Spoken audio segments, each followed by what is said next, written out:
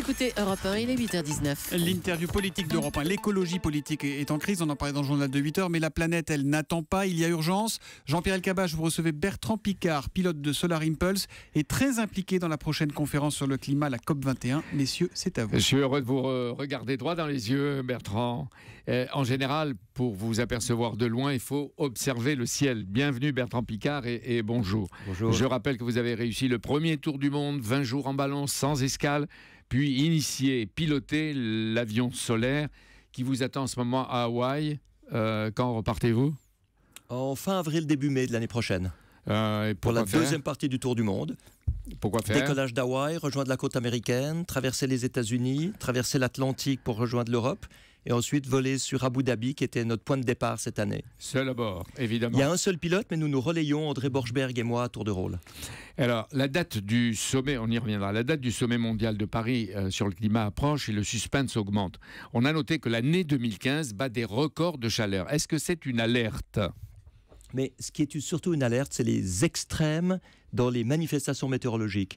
Des sécheresses de plus en plus graves, des inondations de plus en plus graves.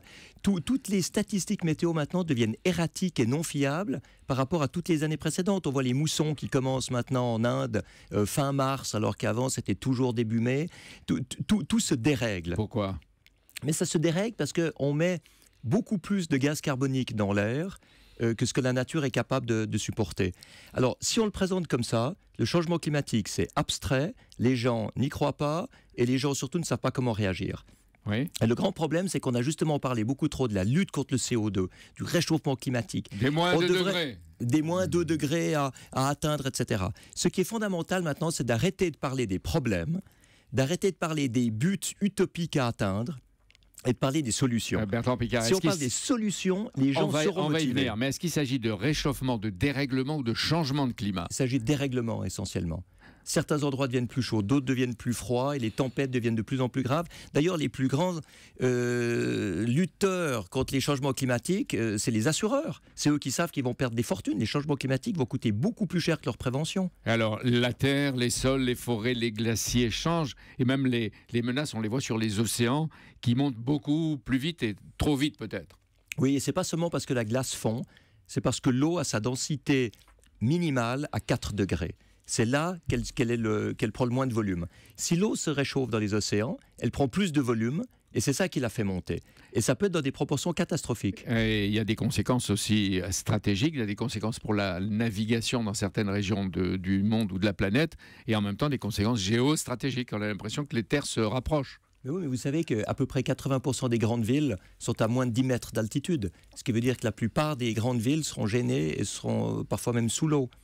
Et la nature, est-ce que c'est pas son rythme naturel, son cycle ou ses caprices ? Pourquoi il faut culpabiliser, Bertrand Piccard, pourquoi il faut culpabiliser l'homme et les sociétés ? Est-ce que c'est notre faute ? Alors, l'être humain accélère, en tout cas, un phénomène naturel de réchauffement. S'il y a phénomène naturel, l'être humain l'accélère. Ce qui fait que la nature n'a plus le temps de s'adapter. Le corail n'a plus le temps de monter en poussant pour garder les îles hors de l'eau. Mais moi, je vais vous reprendre là, parce qu'on est de nouveau dans le catastrophisme, et il ne faut pas culpabiliser l'être humain de s'être développé et d'arriver au stade actuel. Parce qu'on ne gagnera jamais du soutien. Donc chacun a le droit de se développer, c'est valable aussi pour les pays émergents ou en difficulté. Chacun a le droit de se développer. Mais ce qu'il ne faut pas faire, c'est se développer avec un gaspillage d'énergie, comme on le fait en ce moment. On a des vieilles technologies qui ont des rendements énergétiques épouvantables, déplorables, on continue à les utiliser. Exemple. Un moteur thermique de voiture, 27% de rendement. C'est-à-dire que 73% du rendement et de l'énergie qui est mise est gaspillée, par en chaleur, par en fumée. La climatisation ? La climatisation dans les maisons, quand on a des maisons non isolées. Si vous avez une climatisation à 25 degrés, quand il fait 40 degrés dehors, avec une maison bien isolée, vous pouvez le faire avec du solaire. Mais c'est clair que si vous refroidissez à 15 degrés, avec une maison non isolée du simple vitrage, toute cette énergie passe dehors. Alors il y a donc plus de temps à perdre, je ne veux pas culpabiliser, mais il faut décider et agir. Et ce qui est exceptionnel, il me semble, Bertrand Piccard, c'est de demander à des chefs d'État, des entrepreneurs, à des journalistes de prévoir longue durée, comme dirait Fernand Braudel, et de préparer aujourd'hui 2050. On n'y pense pas. Non, et ça, c'est un gros problème, parce que quand vous dites aux gens qu'il faut changer leur voiture ou isoler leur maison pour pas que le pôle sud fonde dans 50 ans, ça leur est complètement égal, ils s'en foutent complètement. Et c'est pour ça qu'il faut inverser le problème. C'est pas pour les générations futures qu'il faut faire ça, c'est pour notre génération actuelle. Parce que notre génération actuelle a des immenses avantages maintenant à lutter contre les changements climatiques. Alors, pour que COP 21 à Paris soit un succès, pour qu'il y ait une sorte de consensus mondial, qu'est-ce qu'il faudrait à votre avis ? Il faut arrêter de culpabiliser les gens, il faut arrêter de dire que c'est un problème qui coûte cher, il faut montrer que c'est une opportunité qui rapporte de l'argent, que c'est un nouveau débouché économique, c'est qu'il y a des d'ailleurs ce que dit solutions en ce moment technologiques. Patrick Pouyanné, le patron de Total, dans les Échos de ce matin, il dit c'est du business en croissance. Mais par exemple, je crois savoir que le président de la République devrait vous recevoir à l'Élysée. Mais si vous étiez, vous, le créateur de Solar Impulse, prêt à vous exprimer dans la conférence, qu'est-ce que vous diriez ? Je dirais que les problèmes, on les connaît, que les buts à atteindre, on les connaît, et qu'il faut se concentrer maintenant sur l'expression des solutions technologiques, dans les technologies propres, qui permettent d'augmenter l'efficience énergétique, de diminuer la consommation énergétique, de diminuer la production de CO2, tout en rapportant de l'argent aux entreprises. Vous demandez une révolution, une rupture pour chacun de nous. Non, il ne faut pas changer les comportements. Ou disons, il ne faut pas vouloir changer les comportements parce qu'on n'y arrivera pas. Les gens n'iront pas à pied, ils veulent une voiture. Mais ils peuvent avoir une voiture hybride, une voiture électrique. S'ils ont une maison, ils peuvent avoir une maison bien isolée. Et ça crée des emplois. Est-ce que la France, avec les Nations Unies, s'y prend bien pour la conférence là ? Écoutez, curieusement, je dirais oui. Je pense que la France a créé un enthousiasme autour de COP21 qui est de très bon augure. Maintenant, il faut arriver à transformer cet enthousiasme en des actions concrètes pour remplacer les vieilles technologies polluantes par des nouvelles technologies propres. Est-ce que nous avons les nouvelles technologies qui nous permettraient de consommer, de changer ? Oui, on les a. On a suffisamment de technologies propres aujourd'hui pour diviser par 2 la consommation d'énergie et la production de CO2. Et à votre avis, Bertrand Piccard, l'équilibre planétaire dépend naturellement des pays les plus riches, on le dit souvent, mais est-ce que c'est à eux de faire le plus grand effort ? Non. Parce que ça ne doit pas être vu comme un effort, justement. Ça doit être vu comme une opportunité. Tout le monde peut la prendre, l'opportunité.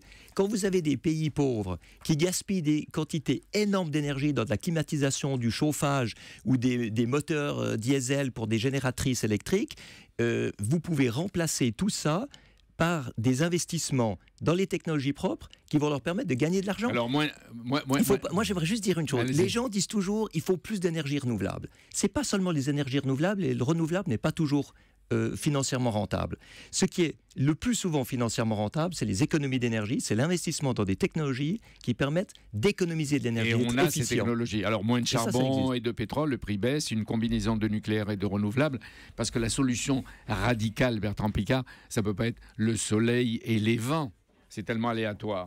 Alors le soleil, le vent, la géothermie, l'hydroélectrique et la biomasse suffiraient si on enlevait les technologies les plus polluantes parce qu'elles consomment le plus d'énergie et qu'on les remplaçait par du renouvelable.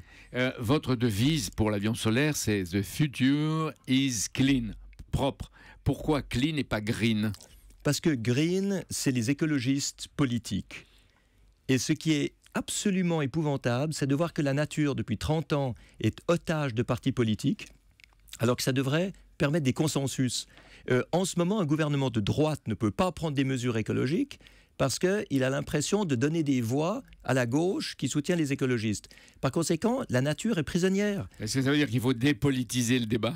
Il faut dépolitiser le débat, et je pense que ceux qui peuvent aider à le faire, ce sont les industriels qui commencent à réaliser qu'il y a des débouchés industriels, financiers, économiques énormes dans le développement des technologies propres, et c'est eux qui, pour créer des emplois et faire du profit, vont s'y mettre. Mais pour ça, il faut un cadre légal. Il faut un cadre légal. Et c'est là que les gouvernements doivent agir. Voilà, si on ne sait pas dans quelle direction investir, parce que les gouvernements changent toujours leur fusil d'épaule, il n'y aura jamais d'investissement. Il faut des consensus et il faut peut-être un jour ou l'autre un état de droit mondial, comme dirait Jacques Attali. Vous faites partie d'une famille de scientifiques aventuriers. Les Piccard, vous avez de qui tenir. En 1931, votre grand-père, Auguste Piccard, a atteint 17 000 mètres avec la cabine pressurisée qu'il a inventée. En 1960, votre père, Jacques Piccard, descend à moins 11 000 mètres en sous-marin et vous pilotez l'avion qui vole sans carburant avec l'énergie du soleil. À quelle altitude ? 8500 mètres la journée et 1500 mètres en fin de nuit. Et à chaque instant, il y a le danger, il y a peut-être la mort. Vous savez, le plus gros danger, c'est de vivre dans un monde qui consomme 1 million de tonnes de pétrole par heure. Ça, c'est beaucoup plus dangereux que piloter un avion solaire. Et bon, on voit bien que jamais des passagers vont voler dans des avions solaires commerciaux. Vous savez, il y a des gens qui ont dit ça pour les frères Wright en 1903. Mais c'est vrai que c'est pas notre à quoi but. servent vos aventures? À démontrer qu'on peut faire des choses incroyables avec des énergies renouvelables et des technologies propres. Vous avez publié un livre qui est très intéressant, Changer d'altitude, et je termine avec une des formules qui m'a beaucoup plu, qu'il faut utiliser dans tous les domaines. Une innovation n'est pas une idée nouvelle en plus, mais une vieille certitude en moins. On réclame des prophètes. Merci Jean-Pierre, merci Bertrand Piccard d'être venu sur Europe 1 ce matin.